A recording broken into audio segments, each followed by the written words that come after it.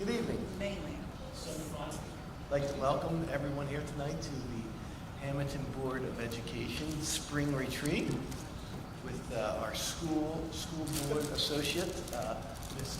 Michelle Kennedy, who will be leading this meeting tonight once I go through the public meeting statement. The New Jersey Open Public Meeting Law was enacted to ensure the right of the public to have advance notice of and to attend any meetings of public bodies at which their interests may be discussed or acted upon. In accordance with this provision of this Act, the Hammonton Board of Education has caused notice of this meeting to be published by having the date, time, purpose, and place therefore published in the Hammonton Gazette and posted on authorized premises. Roll call, please. Mr. Antonassi? Mrs. absent. Mrs. Bernardo? Here. Mrs. Burns? Here. Mr. Koya? Here. Mrs. Donio? Here. Mr. Riallo is absent. Mrs. Fallon? Here.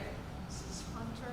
She contacted us, so she'll be excused, and hopefully Tom will show up, and we'll see what happens with him this evening. Mr. Lyons? Here. Mr. Schipione? Here. Mr. Mento? Here. Let us rise for the pledge. Allegiance to the flag of the United States of America and to the republic which stands one nation under God, indivisible, with liberty and justice for all.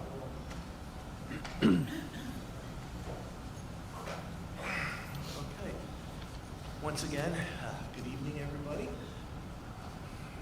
This is something that I know some of our board members here had been hoping to do for some time now, and I had mentioned this in the prior meeting that I do agree, and I think we do need to learn some better board practices, particularly, outside of the meeting areas and just in general how board members should go about conducting themselves, one, here on property, two, in meetings, whether it be committee or closed session, and three, just in general, what is the best practice for as far as communicating concerns to our superintendent or any board administrators when contacted by someone in the public. As we've all been told many, many times, and I'm sure we can say it again backwards in our sleep, it's not our job as school board members to run the school, but it is our job to be sure that the school is being run well. And how we do that as board members, our two biggest, really there's three big, but two of the three biggest responsibilities of a Board of Education is one, hiring our superintendent, and number two, hiring our business administrator. Along with that is our responsibility to negotiate contracts. So with that being said, I would like to once again introduce Michelle Kennedy from New Jersey School Boards, and I'm going to turn this meeting over to you. Welcome. As you can see the height, right? Good evening, everyone. I'm okay? Sound You're good. wise? Yeah. Yeah. My name is Michelle Kennedy, and I am your field service representative with New Jersey School Boards Association. Just a little bit about myself, because this is the first time that I'm meeting most of you. I was a board member for 18 years consecutively. I like to say consecutively because that's a long time. And I just recently came off of my board 2 years ago to take the job with New Jersey School Boards Association. So if this opportunity probably would not have come up, I would probably still be a board member today because that's just how much I loved it and was very passionate about doing the work of a board member. So tonight I'm going to take you all through the roles and responsibilities. This is one of the programs that we go out to a lot of boards and talk about the roles of the board member versus the role of the superintendent. I do like to say that I am not the board police, okay? However, I am here to give you resources and information to help you do your job or role as a board member efficient and effectively, okay? So we can jump into tonight's presentation. In your folders, you do have a copy of the presentation as well as some other resources that I thought that could be beneficial for you to take a look at and read in those, midnight hours when you're up thinking about Hammonton School District. So New Jersey School Boards Association, who we are, there is a page, I know this is small, but there is a one-pager in your folder that has this information on it. But New Jersey School Boards Association was established in 1914. We are a nonpartisan federation of local boards of education, okay? We are the only entity that is to provide mandated training to boards of education. We are not Trenton, we are New Jersey School Boards Association. However, we do collaborate with entities in Trenton, Department of Education, the Superintendent's Association, Principals Association, New Jersey ASBO, which is your Business Administrator Association, School Ethics, you name it. Why? Because the common goal is student achievement and to educate students. So all of these entities should collaborate together, but we do have our own identity. So going back to who we are, in addition to what I just said, each Board of Education has a dedicated field service representative. I am yours, as well as I cover all of Cape May County, Cumberland County, and of course, Atlantic County. So your dues are at work when you invite your field service representative out to your boards to do training, to have conversations, pick up the phone, give me a call. If you need information, I have the resources where I can get that information for you if you can't get it for yourself. So just keep that in mind as you look to see what your dues are doing for you. So in addition to myself, you have access to policy, you have access to government relations, our attorneys of the day. So utilize New Jersey School Boards Association because your dues are at work. So now let's talk about board members, okay? So board members are the representatives, okay? So you are the what. And what I mean by the what, so for example, if Hammonton School District wanted to become a blue ribbon school, right? The board wants to achieve that, okay? This is what we want to do. We want to achieve this accomplishment. How are we going to do that? That's up to your superintendent and the administrative team to figure out how we can make that blue ribbon achievement. So that's the difference. The board is the what, your superintendent and the administration team is the how. So let's talk about your role as a board member. Board members, you're all New Jersey state officials, okay? That's what you are. You're New Jersey state officials. You are empowered by the state law to govern your local board of education. So there's statute, there's administration code that boards of education have to follow, okay? Down to your local board of education. And then also, you are the representative of your community, And you are charged, because people came out and voted for you, or if you were appointed, you are charged to oversee your school district. Oversee, provide oversight.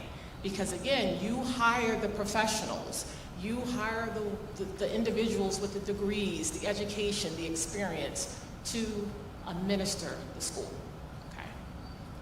Now also, I just talked about the laws, the rules, regulations that are in place to govern boards of education. That's what local boards of education follow. Also, the State Board of Education is another entity that passed down rules, regulations, and laws for local boards of education to follow. Now, the employees of the State Department of Education, of the State Department of Education is the Department of Ed. So everyone who works for the Department of Ed reports to the State Board of Education. Just trying to paint a picture, and you might already know this, but it's just kind of helpful to kind of paint a picture as to how things trickle down to the local Board of Education. Because, you have some people who think that, you're the board, you can do ABC, you can do XYZ, but there is a process that's involved And it starts at the State Board of Education, statute, administrative code, and it trickles down. So just wanted to paint that picture for you if you didn't really understand how the process flows. Now let's talk about the functions of the Board of Education. There are four functions. One is policy. The Board of Education writes policy. Now, when I say write, you're not actually writing policy. You usually have a company that may do it for you, or you may have an individual who is just well-versed in writing policy, or your attorney. So the Board of Education is charged with putting policies together for the administrative team to enforce throughout your schools. So that's one of the functions of the Board of Education, is you're charged with policy development. Now, another function is planning, okay? You plan so you can set clear expectations. You have your mission statement. You have long-term, short-term goals. You have goals that are given to the superintendent. Do you have a strategic plan? Does anyone know if you have a strategic plan? Yeah, you do? Yes? We have a long range. You have a long range? Okay, so your strategic plan. So again, that's collaboration with the board to have that strategic plan, which is normally 3 to 5 years out, okay? So if you're not familiar with it, try and see if you can dig it out and take a look about the strategic plan. Now I jog my memory. The last time we did a strategic plan, I believe we did it together in a retreat style, but in the cafeteria, it's only for school boards. Johnny, I'm looking at you because you would probably remember. It's been a long time That was ago. the one with the community, and now Yeah, bring yeah. everybody in. I mean, Yeah. that was the Derek Weiss project. Yeah. It was a long time ago. Okay. So, all right, so yeah, so if it's a long, maybe it's something you might want to think about, but it's a good process. Bring all your stakeholders together, to talk about the future of your district. Oversight and appraisal. You heard me talk about oversight earlier on. Part of that process is to evaluate your superintendent, okay? That's how you can see how the school is running, what's going on. That's through evaluation, okay? And your appraisal is through the success of student achievement, okay? So you have your policy, you have your planning, and you have your oversight and appraisal. Now let's talk about that two-way communication. Two-way communication is important, but for the right reasons. So to give you an example, if your district was going through a bond referendum or something, and you want it to pass because this is, something that's needed for the students, the Board of Education could be out in the community talking about the positivity of that bond referendum. So that's an example of two-way communication, okay? Individual board members. Now, you're all individual board members. However, action cannot be taken until all of the board members are together at the table at a meeting that has been advertised, publicized, open to the public. So keep that in mind.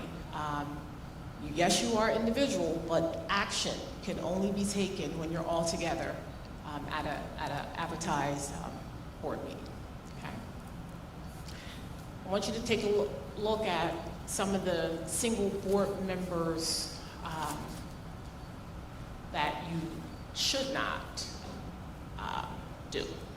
Okay?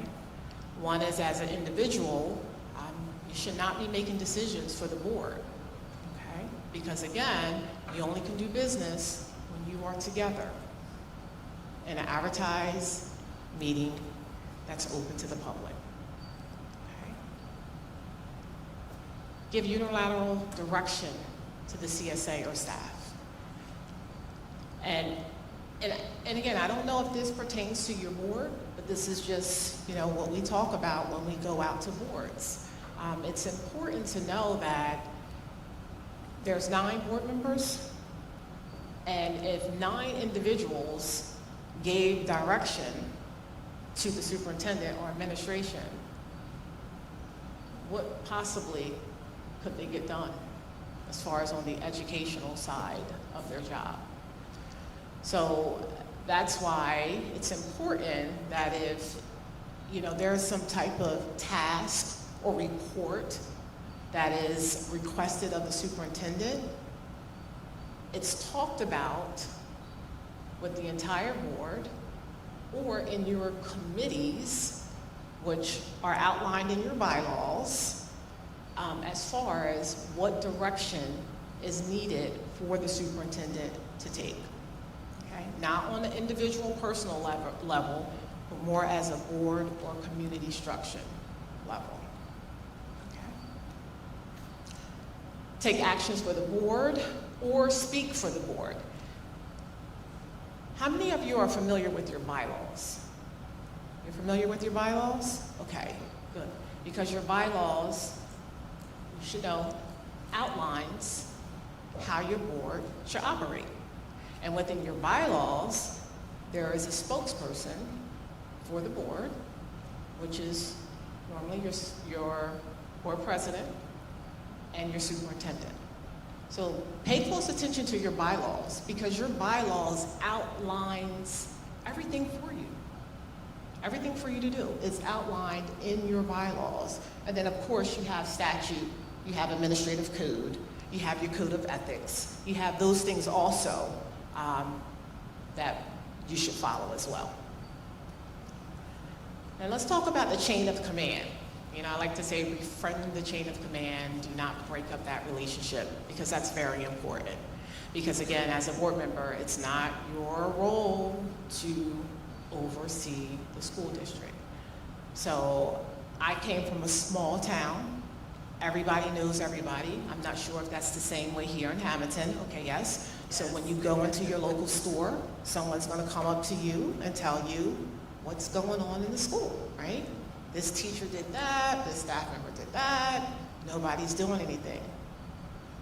You're gonna get that.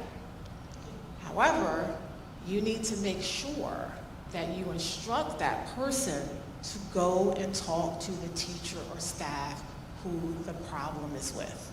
And then just follow that chain of command, and if the person isn't satisfied with the result, they do have the right to eventually come to the board, but they have to go through the chain of command first. The board is the last resort for any type of issues. So just make sure that you're promoting that chain of command.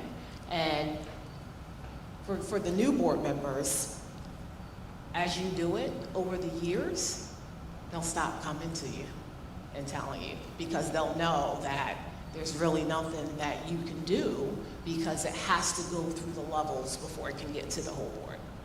Okay. Now let's talk about the superintendent. We like to say that the superintendent is the implementer. So I talked about the example earlier about the what, gave the blue ribbon school as an example, and then the superintendent is the how. She's gonna figure out how we can get this achievement. Okay.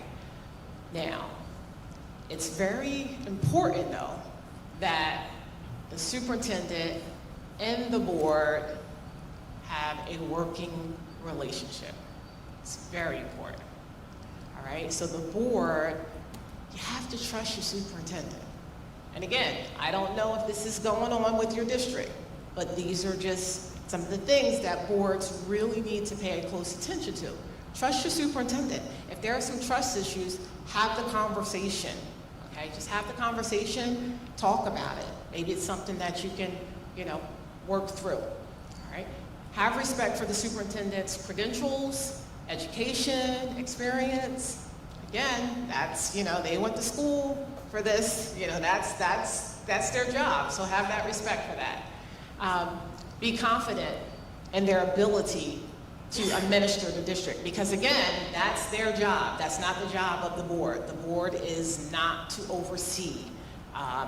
They are just to make sure that the person that they hire is making that district run well, okay?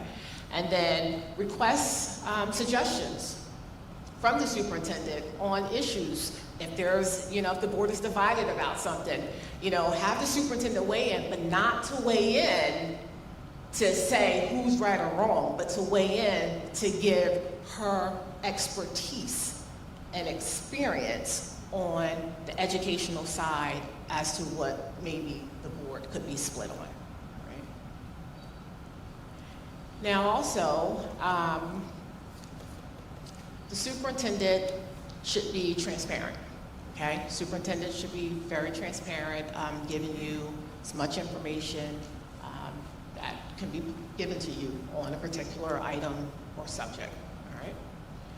Give the board their loyalty, offer the best advice on any matters that she has been asked to advise on, and then to provide the most competent management of the schools, to make sure those schools are well run. Now here are some other responsibilities of the superintendent. We call the superintendent the implementer-in-chief, because the superintendent wears quite a few hats. They're the chief advisor to the board, so they're constantly consulting with you, giving you information, background information, implementing the policies that the board set. They're also the executive officer. They're, making sure those policies are enforced, okay? They're giving you updates on, different things that may be going on in your district, emergencies that may arise. So that's that executive officer hat. And then they're the educational leader, okay? Because they have to remain up on what's going on in the educational space. Different laws may come out, different topics, curriculum, you name it. Your superintendent has to stay up on that side of I'm going to say the coin, because it's their job to make sure, again, that the schools are well run. So that collaboration piece between the board and the chief school administrator, just going to run through this because I think this is very important. So when you look at the board, it's all about respect. We're all adults, right? We can agree to disagree, but let's just make sure that we try and respect one another when we're agreeing or disagreeing about whatever it is that's going on. So, try and respect the superintendent as a consultant before taking action on certain things. Recognize that your superintendent is the community's educational leader, because again, that's the one with the credentials, to run the school. And do not confuse your policy role with that of running the school. Just because the board is setting policies and implementing new policies, it's not putting you in a position to go and run the school. You're putting those policies in place for the chief school administrator and other administrative staffs to run the school. So just try not to get those two confused.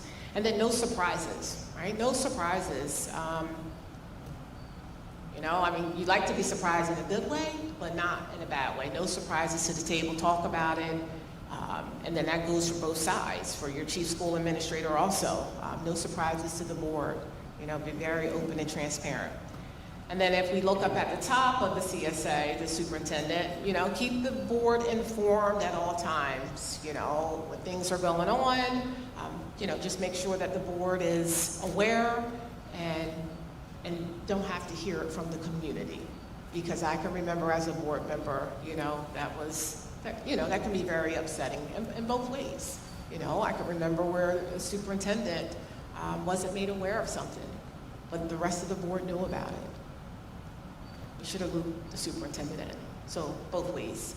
The superintendent effectively and efficiently implements district policies, and then recognize that the board is the final authority because the board is the one who has to take action and approve agenda items that are coming forth. All right, here's some tips for board member effectiveness. waste energy on things that you cannot control. I mean, if that's the one thing out of my 18 years, I'm telling you, if I know what I know now, when I was a board member 2-3 years in, oh, I would not have wasted energy on things that I couldn't control. So just, be mindful of that. You're serving your community, you want the students to have the best education, channel that energy towards that. Okay? So here's some tips to do not. So do not get involved with the day-to-day operations. You're going to hear that throughout your tenure as a board member. That's just not the role of the board member. That's your administrative team, your superintendent. I cannot say that enough. Do not get involved in the day-to-day operations. Okay? Do not contact the staff directly. Remember, the superintendent is the one employee that reports directly to the board. I mean, you may hire other employees of the board, but remember, they're coming to you at the recommendation of the superintendent. So you wouldn't be able to hire those employees if it wasn't for the recommendation of the superintendent. Do not try to take on a task that is the job of a staff member. Engage in practices outside of the chain of command, and then make individual requests to the superintendent. We're going to go over a scenario, a couple slides in, and we can talk about why those individual requests, are not good for your superintendent, what other important issues are needed in the district. So now let's talk about oversight or overstepping. So here are two scenarios, all right? So the first one, a board member believes the district has not been proactive in responding to a recent decline in enrollment. The member contacted the superintendent and requested a detailed staffing and analysis report to be created and shared with the board. What do you guys think? Do you think this is oversight or overstepping?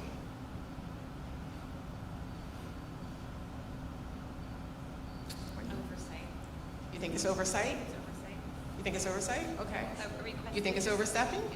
Request information from your superintendent, where our numbers are. I think that's fair enough. Okay. Now remember, right? So remember, it says a detailed staffing and analysis report. So this is probably going to take some time to do this, right?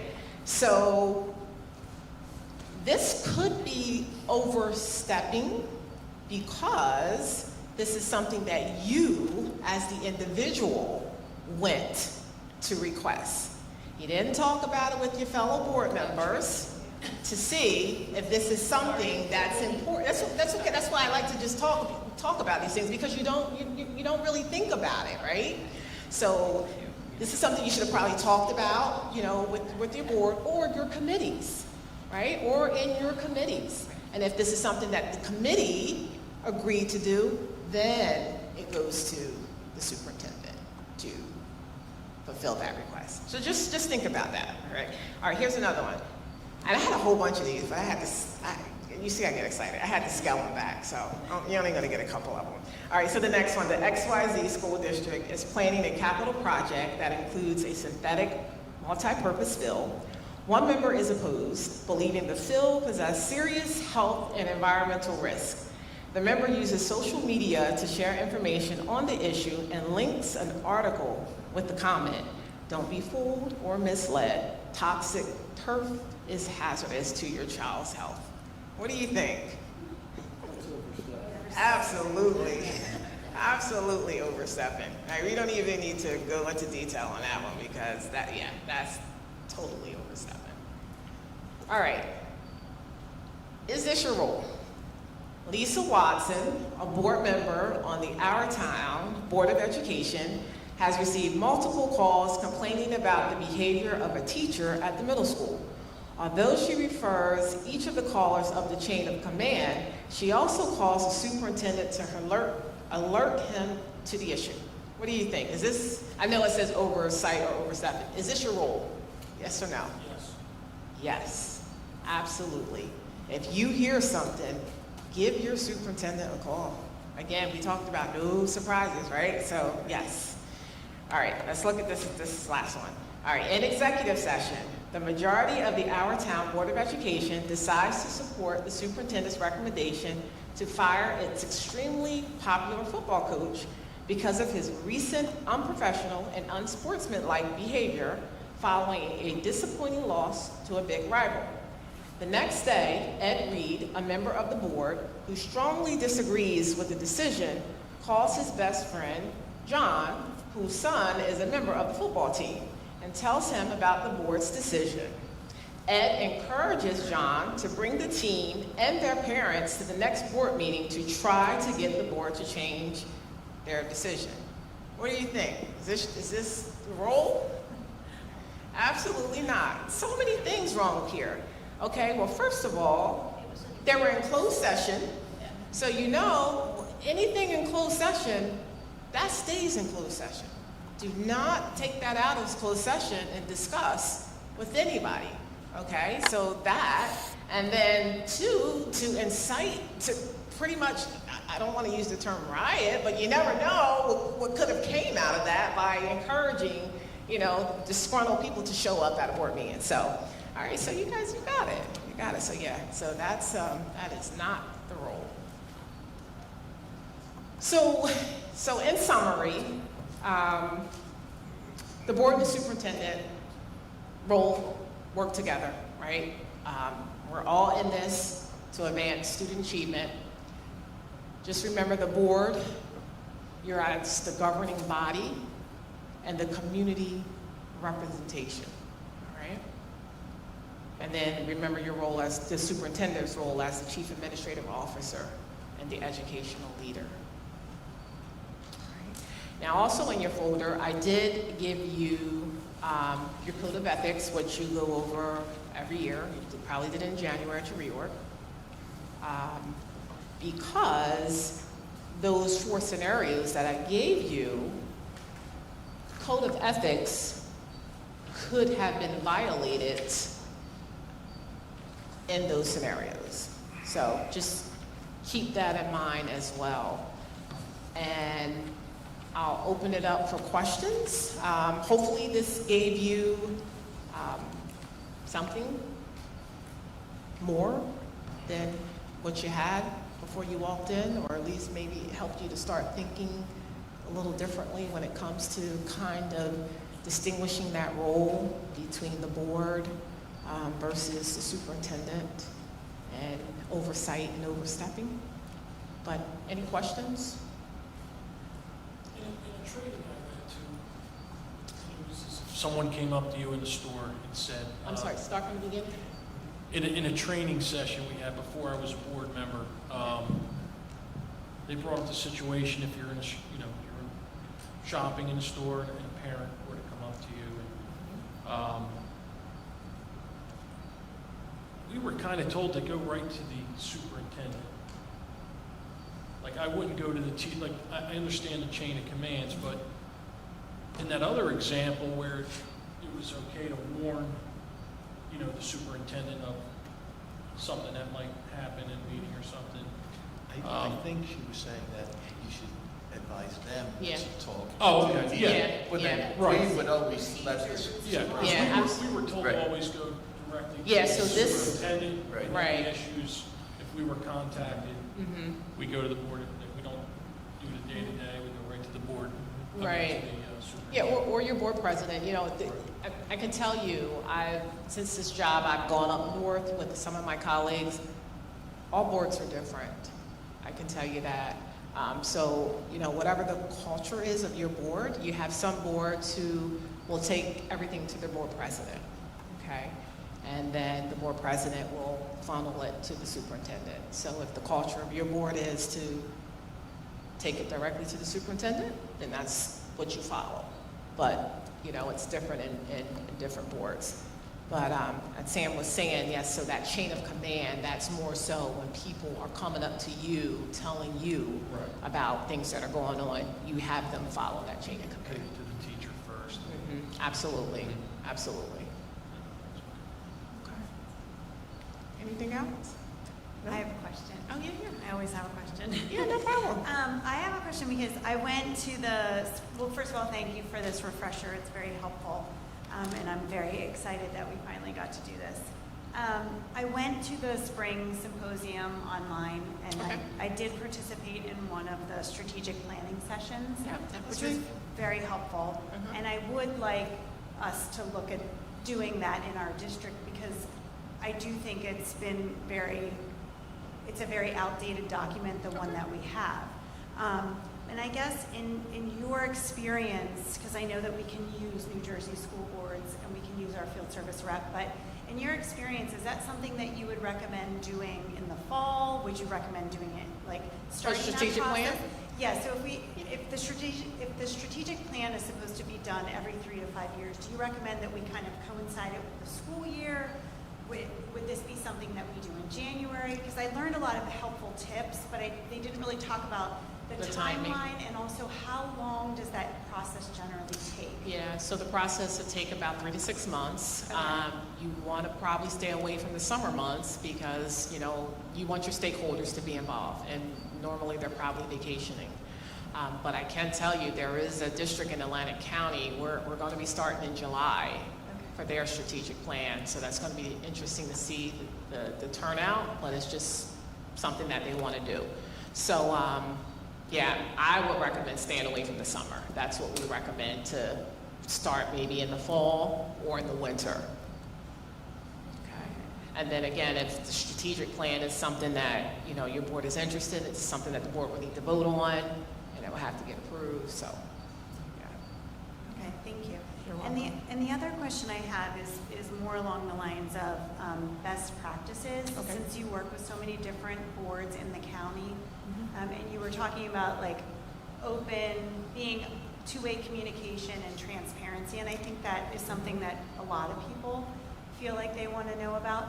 We've talked a little bit about it in previous meetings, just in terms of like trying to make sure that, it's not, unfortunately, we can't all be on every committee, and that we do work within the committee structure. And so just in the spirit of that open dialogue, do you see that most of your boards work with like a Google Drive? Do they use the board docs? Like do you have a couple helpful tips that you've seen other boards do it? Yeah. And I realize every board's different and what works for them, but just making sure that, I'm not on safety and security, but that, I kind of hear what's happening, or I have the opportunity to see the agenda before it goes out. Maybe Luke's not on a committee that I'm on, but yet there's something he's really interested in, and that, we all sort of have that opportunity before it's too late, that you're like, oh, I didn't know that they were going to talk about that in that committee, and it's sort of like too late to give that input after the committee already had that discussion. Yeah, so a couple things. Some districts, they use board docs, and committee reports are uploaded through board docs. I've seen it also, I don't know what your agenda looks like, but I've seen it where there's a section in the agenda where the committee chair is reporting out on topics that can be discussed during the meeting. But keep in mind, when your committee structure is set up, topics are taken to that committee to advance forward to the board. So if it doesn't advance, then, you may not hear about it, okay, per se. But that could be an option where, do you report out at committee reports at your meetings? We do. Okay. But you're just saying that there's additional information that you may want to be privy to, or? Well, I think for me, sometimes it's the timing of the information, and then I think sometimes I might get the minutes from a committee report, and so they've discussed something that I didn't know that they were going to discuss, and I may have a strong opinion about that. And so even though I'm not on that committee, to be able to then say, oh, let me talk to somebody or the board president to say, hey, I don't know what you guys are talking about within this committee, but here are my thoughts on that, rather than having a committee meet, spend time, hammer some things out, and then one of us be like, well, wait, I wasn't okay with that, or, you know what I mean? Just But yeah, but that's why you have your committees. You have your committees and you have those individuals on those committees so they can talk about the topics and push them forward. So if you're not on that committee, you may not be able to get your hands all wrapped up in it because that committee is at work, you know, doing the work of whatever that topic is. So that's where that trust has to come into play. I mean, you have your committee set up, you have your 4 people on those committees, you gotta trust each other that that those 4 people are able to make the best decision and bring it forth to the rest of the board. And that's gonna come with experience and time on the board and time around your fellow board members, but. And there has been a situation where somebody contacted me about an idea that they had, and I said, you know what, like, I'm not on that committee, but I did send an email to the superintendent and that committee chair, and I said, hey, here's, you know, the suggestion that was passed along to me.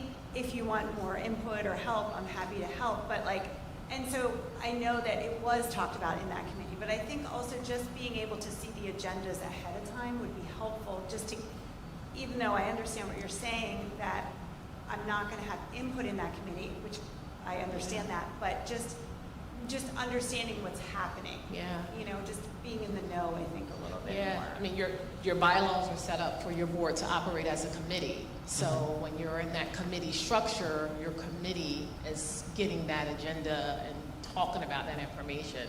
So I don't know if, you know, I don't know of any board. I mean, even thinking back to myself when I was on the board. I mean, we were committee structure, and the agendas were only for those individuals on the committee, and then it would be reported out as to, you know, what was discussed at the committee, and if anything was moved forward to the board, then it would be, of course, on the agenda. But on the agenda for the board to take action. But as far as the agenda of the committees, they were just pretty much set for those individuals on that committee. Okay, Yeah. thank you. I think some members felt that how could they vote on something if they weren't in a committee or didn't know or have their hands, you know, a little Right. deeper into that, right? Yeah, no, I understand, I hear you guys, but again, that's where you gotta lean on each other. Yeah. You have to lean on each other. You all cannot be involved in all of the committees. Right. Okay, Well, so. why would you have no committees? Be one Right. big committee. Right, you have to learn how to lean on your committees and your chairs, and then, you know, ask the questions. When you see those minutes, if it's something that, you know, you want clarity on, reach out to the chair. Yeah. Yeah, but you're gonna have to learn that. Yeah. Sorry, you know, I know that's not the answer you probably want, but you know, I'm not gonna tell you what you want to hear. I only can tell you from my experience and what I'm seeing as I travel, you know, around to the other districts. Okay. Anything else? Do most board presidents pick the committees? Absolutely. Okay. Absolutely. Absolutely. Yeah. Anything else? Well, I hope you guys have me back again. I really do. Thank you again for inviting me, and look forward to seeing you again. All right. Thank you. Thanks very much. Thank you. Thank you. Thank you.